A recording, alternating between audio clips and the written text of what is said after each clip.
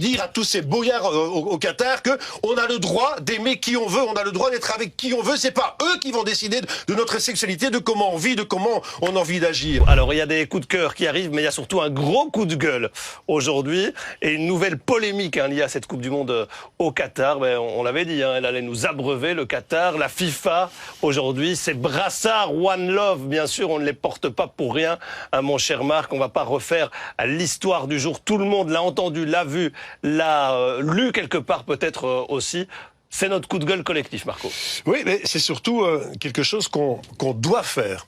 Qu'on doit faire, Vincenzo, parce qu'il y a 12 ans, quand on a attribué la Coupe du Monde au Qatar, tout le monde s'en foutait. 2 semaines avant le début de la Coupe du Monde, tout le monde commence à critiquer, c'est de l'hypocrisie, c'est trop tard. Là, aujourd'hui, on le fait aujourd'hui parce que ça s'est passé aujourd'hui. Et moi, jusqu'au bout, je porterai ce brassard-là parce qu'il est important. Je rappelle quand même le discours de l'émir. L'émir Tamim Ben Hamad Al Thani. Il est beau pour les gens de mettre de côté ce qui les divise pour préserver leur diversité et ce qui les unit en même temps. Bienvenue chez nous, bienvenue au monde. Quand j'entends Gianni Infantino qui dit « je suis gay » et que 2 jours plus tard, on interdit à cette fédération de porter ce bracelet-là, c'est un monde d'hypocrite. La seule chose qu'il aurait pu dire et qui aurait été vrai, Gianni Infantino, c'est pas « je suis gay », c'est « je suis un faux cul ».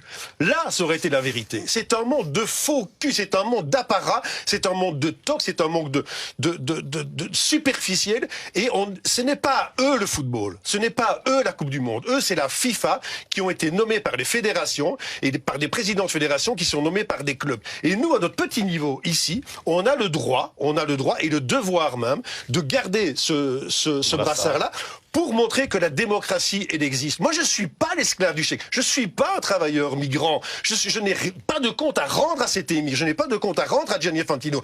Il faut que les fédérations s'unissent pour interdire à Infantino de se représenter en mars 2023 car il incarne tout ce qui pue dans le foot. Et franchement, continuer comme cela, c'est accepter l'inacceptable. Et alors quand on dit « Ah oui, mais on peut rien changer », mais si, on peut changer.